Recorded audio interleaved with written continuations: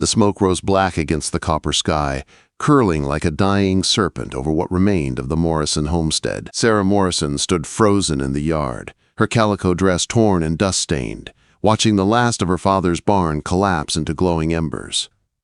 The smell of burned wood and hay filled the air, thick and heavy, but she hardly noticed. Her mind was somewhere far away, with her father and brother, who had left 3 days earlier for Tucson to sell cattle, leaving her alone to tend the ranch. The Apache war party had come at dawn, swift and merciless as a desert storm. She'd awakened to the thunder of hooves, to war cries that split the morning silence, and to a fear so sharp it turned her veins to ice. She'd reached for her mother's old rifle, but there were too many of them, at least 20 warriors, faces painted for battle beneath the rising sun. They moved like spirits, like fire itself, setting flames to the barn, then the storage shed, destroying piece by piece everything her family had built over 5 hard years in the Arizona territory. Now, with the sun climbing higher and the air shimmering with heat, Sarah felt a pair of eyes upon her. She turned. A single Apache warrior sat astride a painted pony not 30 feet away. His gaze was steady, piercing, and strangely calm. He was younger than she expected, perhaps 30 summers, with strong cheekbones, long black hair, and eyes that held intelligence rather than cruelty. He dismounted, his movements smooth and quiet as a mountain cat. Sarah's hand twitched toward the rifle she had dropped earlier, but he made no threatening move.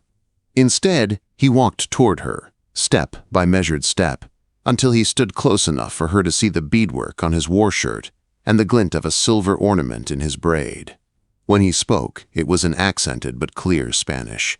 "You will come with me tonight." The words hung between them like a challenge. Sarah understood Spanish. Her mother had been from Sonora, but she had never expected to hear it from Apache lips. She should have run or screamed. Instead, she found herself staring into his eyes, searching for meaning in them. There was something there she didn't expect, something human. "I saw you," he continued when she didn't answer. "When we came, you did not run. You stood with your rifle, ready to die protecting this place. But when the fire reached the house, you ran inside. Not for gold, not for food. You saved books." "Why?" Sarah swallowed hard. "They were my mother's," she said softly. "Books of poetry from Mexico." Something flickered in his expression, understanding perhaps. "When Broken Arrow knocked you down, when he raised his club, you spoke. Do you remember what you said?" Quote. She did. The word had escaped her lips in that moment of terror, unbidden, a word learned long ago from an old Apache woman who traded at the settlement. "Shima," she whispered. "Mother." He nodded slowly. "Yes, you called for your mother in my language. Broken Arrow's mother died last winter. He could not strike you after that." He circled her slowly, his eyes sharp but not cruel. "I am called Greywolf by your people. My true name is Chinchuck. I lead what remains of my band. Disease and bullets have taken many. We need women who are strong, who can survive what comes." "You're taking me captive," she said, her voice steady. "I am asking you to come," he replied. "Your ranch is gone. When your men return, they will find only ashes. They will think you dead. Perhaps that is better." "Better?"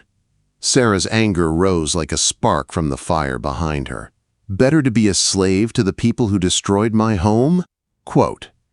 He straightened, his tone firm. "Not a slave, never a slave. My woman, if you choose. If you say no, if you refuse me tonight or any night, I will not force you. My word is iron." Sarah stared at him, trying to understand. This Apache warrior who spoke of choice, who stood among the ruins of her life as if he were part of some test. She thought of the life her father wanted for her. The banker's son in Tucson with soft hands and cold eyes. A man who looked at her like a purchase already made. "Why me?" she asked quietly. He looked toward the horizon before answering. "Because you are different. Because you saved books instead of gold. Because you spoke our word in your final moment. Because I am tired of taking. I want something chosen, something given freely. The other warriors had gathered in the distance, watching in silence. Sarah knew she stood on a thin edge between two lives, the one behind her, burned to ash, and the one before her, uncertain and wild. "If I come," she said carefully, "what then? Then you learn our ways, you work with our women, you eat what we eat, sleep where we sleep. If soldiers come, you run with us. If we starve, you starve with us. But you will be respected. Any who dishonor you dishonor me. And if I want to leave, then you leave," he said simply. "But not tonight. Tonight you decide only whether to come. The rest," he gestured toward the endless desert, "we discover as we go." Sarah looked back at the ruins of her home, at her mother's books lying in the dust. Her mother, who had married a rancher against her family's wishes, who had taught her poetry by lamplight, who had died giving birth. What would she have done? "What if I had said no?" Sarah asked. Greywolf's lips curved slightly. "Then I would have ridden away and found another way to save my people. But I hoped," he paused. "I hoped that a woman who saves poetry from fire might understand a people trying to save their songs from silence." The wind stirred, carrying the scent of sage and smoke. Sarah felt something inside her shift. For the first time, the fear loosened its grip. She looked at the warrior standing before her. The man who had destroyed her world yet somehow offered her something her own world never had. A choice. "I'll need to gather my things," she said quietly. Greywolf nodded solemnly, as if a sacred pact had been made. "Be quick. We ride before the sun reaches its peak." As Sarah turned toward the ruins, she heard him speak to his men in Apache. She didn't understand the words, but she caught her name. Nada, the one who saves books, the keeper of words. She packed only what mattered. Her mother's books, a change of clothes, her sewing kit, and the small pouch of herbs she used for healing. When she emerged, Greywolf brought her a spare pony. "Can you ride?" he asked. "Better than most men." This time he smiled. "Good. We have far to go." As she mounted the pony, she caught her reflection in a broken piece of mirror on the ground. A smoke-stained face, wild hair, and eyes that burned with something new. Freedom. The war party moved out. Greywolf rode beside her. "You are afraid," he said. "Yes," she answered, "but you will come anyway." Sarah nodded. "My mother used to say courage isn't the absence of fear, it's acting despite it." Greywolf looked ahead toward the desert. "Then your mother was wise." The wind carried their words away as they rode toward the horizon, the ashes of her past fading behind her. The sun burned high above the desert by the time they reached the Apache camp. Hidden between tall canyon walls, it was smaller than Sarah expected. A handful of shelters made from brush and hides, smoke rising in thin streams toward the pale sky. Children paused mid-play to stare. Women stopped grinding corn and stood silent, eyes filled with suspicion. Every man who remained rested a hand on his weapon until they saw Greywolf dismount. Sarah sat on her pony, her heart thudding in her chest. The desert wind carried the smell of smoke, roasted corn, and leather. She felt every stare like a touch. An older woman stepped from the largest shelter. Her face was weathered but proud, streaks of silver running through her dark hair. The way the others moved aside told Sarah this was someone important. Greywolf's mother, perhaps. The woman spoke sharply in Apache, her tone cutting like a blade.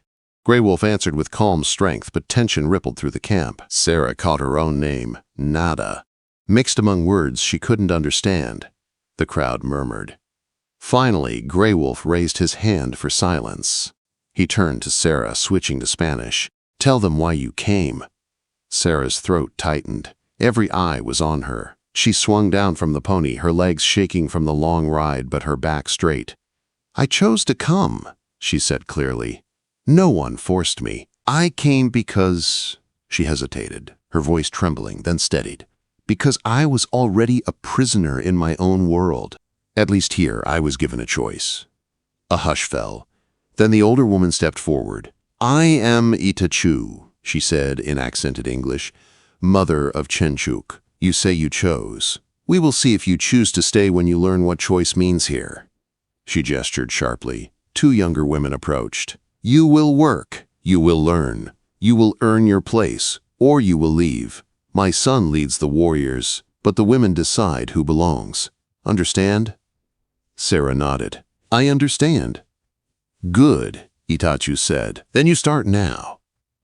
The two women, Nadza and Kaiwan, led Sarah to a small shelter at the camp's edge, bent saplings covered with hides and brush. Inside lay a thin blanket and baskets filled with dried plants. You sleep here, said Kaiwan in halting English. Work starts before sun. You miss work, you no eat. They showed her where to fetch water, where to leave waste, where wood was gathered. Everything was simple, but purposeful, nothing wasted. Every part of the camp ready to move at a moment's notice. That first night, Sarah lay awake on the thin blanket, staring up at the small opening in the roof. The stars looked different here, closer somehow, brighter. She thought of her father and brother, of the ashes of their home, of the man sleeping somewhere nearby whose quiet eyes haunted her thoughts. When a shadow appeared at the doorway, she tensed. It was Greywolf. He didn't enter, he simply sat cross-legged outside, his voice low. You did well today, he said. My mother is hard but fair. She has seen too many die to trust easily. She doesn't want me here. No, he agreed, but she respects courage. Show her yours, and she may change her mind. He was silent for a while before speaking again. I had a wife once. Die. She died 3 winters ago, with our son. Sickness came from the white man's world. Many died. I swore I would never take another wife. But we are few now. Our people need children or we will disappear. Sarah's heart tightened. So that's why you brought me, to bear children? Quote. Greywolf's voice softened. I brought you because when I saw you save your mother's books, I thought, here is someone who understands that some things matter more than life. My people's stories, our ways, they matter too, but they will die unless someone helps carry them forward. Sarah hugged her knees, listening. I don't know your stories. You will learn, he said, if you choose to stay. He shifted slightly, the firelight from the camp flickering across his face. I will tell you of my life, and you will tell me of yours. That is how we begin. Through the long night, they talked quietly. Greywolf told her of his childhood racing horses across open plains before soldiers came in force. Of his first raid at 14, both proud and afraid. Of his wife die and their son. Of watching his father die fighting for their land. Of taking leadership too young, with too little wisdom, but with determination to keep their people free. In turn, Sarah told him of her mother, the gentle woman from Sonora who had loved poetry more than propriety, of learning to read by firelight, of her father's disappointment that she wasn't a son, of the lonely life on the ranch, the endless work, and the quiet realization that she was being shaped for a life she didn't want. When dawn lightened the sky, Greywolf rose. The women will work you hard, he warned. Some will be cruel. Show them your strength through endurance. And Sarah, he added, her white name sounding strange in his voice, remember that you chose this. When it becomes hard, remember why. The days that followed blurred into exhaustion. Sarah rose before sunrise, grinding corn, carrying water, scraping hides. Her hands blistered, her muscles burned, but she said nothing. Nadza proved patient, showing her which roots healed and which harmed. Kaiwan was sharp-tongued and distant, but Sarah sensed sadness beneath her bitterness, the kind that comes from loss. The children were the first to accept her. Curious about her light hair and pale skin, they crept close when she worked, giggling when she tried Apache words. She began teaching them simple Spanish phrases in return, trading laughter for understanding. Each night Greywolf came to her shelter. He never entered, only sat outside, sharing stories. Slowly, she began to understand more of his world, the hunger, the pride, the pain of watching their land shrink with each passing year. She listened as he spoke of freedom not as rebellion, but as birthright. By the second week, Sarah had found a rhythm, rising with the sun, working through the day, sleeping when the stars returned. Her body grew lean and strong, her skin bronzed by the desert light. She learned to say simple phrases, to understand the quiet language of survival. It was Itachi who finally showed the first sign of approval. Sarah was struggling to scrape a tough hide when the older woman approached. "You do it wrong," she said bluntly, taking the tool. "Use your body weight, not your arms." She demonstrated, then handed it back. "You have not complained. That is good." "Complaining changes nothing." Sarah smiled faintly. "My mother used to say the same." Quote, "Then maybe your mother was wise," Itachi said before walking away. That night, Greywolf smiled when Sarah told him. "She begins to soften," he said. "This is rare." "Your mother is formidable," Sarah said. "She has had to be," he replied. "She buried her husband and 3 children. Without her, we would have scattered long ago." "And what of you?" Sarah asked softly. "What keeps you here when you could run to Mexico, live free?" Greywolf looked toward the canyon walls. "This land is our blood," he said simply. "Every mountain knows our names. Every river carries our stories. To leave is to die another way." He turned to her, his eyes shadowed but sure. "But perhaps there is another path, one that keeps what matters while changing what cannot be stopped." "What do you mean?" "You will see," he said. "If you stay." The next morning, the call came from the scouts. Soldiers had been sighted 2 days, ride to the south. Panic rippled through the camp. Sarah watched as the Apache moved with efficient urgency, packing, hiding supplies, readying horses. Greywolf came to her side, calm amid the storm. "If we must run, you ride with the women and children," he said, pressing something into her hand. It was a knife, beautifully balanced, deadly sharp. "This is for protection," he said, "but also for choice. Some things are worse than death. Every person must decide for themselves what those things are." Sarah met his gaze and nodded. "I understand." That night the soldiers never came, but Sarah understood now that this was no life of peace. It was a life lived on the edge of danger and survival. Yet it was also a life of purpose. And somewhere between fear and firelight, she realized she was no longer just surviving among them. She was becoming one of them. The new moon rose over the canyon, thin and pale as a blade. Sarah woke to the sound of drums, slow at first, like the heartbeat of the earth. Outside her shelter, the camp glowed with firelight. Women painted their faces with red ochre and white clay. Men prepared drums and rattles. Nadza entered with a bundle of clothes, a deerskin dress, beautifully beaded, soft as breath. "Tonight is sacred," Nadza said, helping her dress. "New moon, new beginning. Spirits decide who belongs and who does not." Sarah's hands trembled as Nadza braided her hair with feathers and turquoise beads. "What must I do?" "Listen, watch. When it is time, you will know." The canyon became alive with rhythm. Drums echoed off stone walls, voices lifted in song. The air pulsed with something ancient, something that reached deep inside Sarah's bones. The fire blazed high, throwing sparks into the dark sky. Itachi began the chant, her voice low and powerful. The women joined in, and soon the whole camp was singing. The words were beyond Sarah's understanding, but she felt their meaning: grief, hope, endurance, and joy. Then the dance began. One by one, men and women moved around the fire, their steps telling stories of hunts, of storms, of birth and death. The drums grew louder, faster. The ground itself seemed to hum. Kaiwen pulled Sarah forward. "You dance now." Quote, "I don't know the steps," Sarah said quickly. "There are no steps," Kaiwen said with a rare smile. "Only truth." Sarah hesitated, then moved into the circle. At first, her steps were clumsy, but soon her body found its own rhythm. The music took over. She wasn't thinking of what to do. She was simply feeling. The fear, the loss, the wonder. All of it flowed out of her in motion. When she looked across the fire, Greywolf was watching her, his expression unreadable, his eyes burning like coals. As the drums shifted, he stepped forward, his tall frame cutting through the crowd. The dancers moved aside, forming a circle around them. He held out his hand. Sarah took it. The music softened. Greywolf spoke in Apache, his voice deep and steady.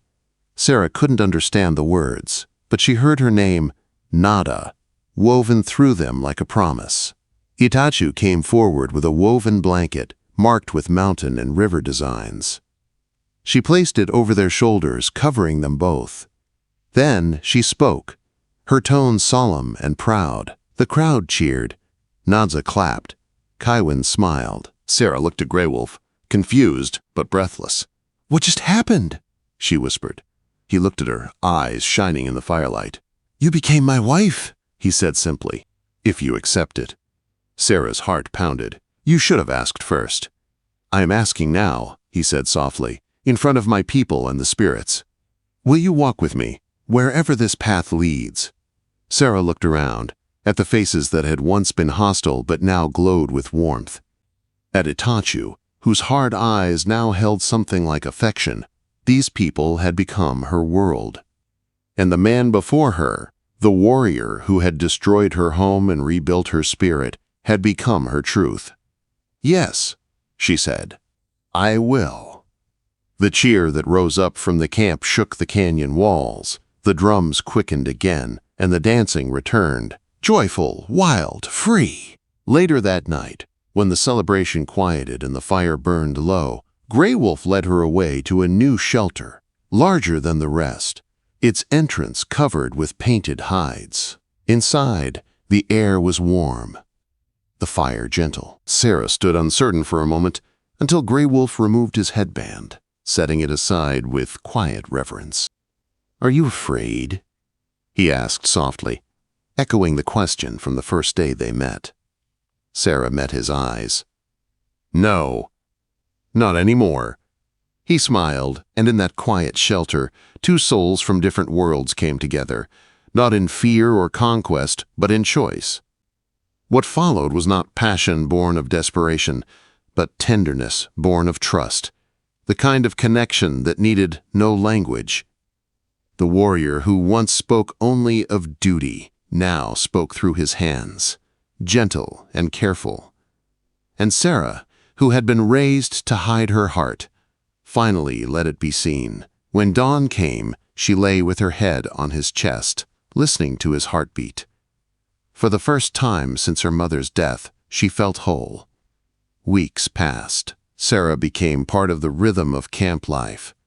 The other women accepted her, the children adored her, and Itachu began teaching her the old medicines, which plants healed burns, which eased childbirth, which called back strength after fever. One morning, as she ground corn beside Nadza, she paused and pressed a hand to her stomach.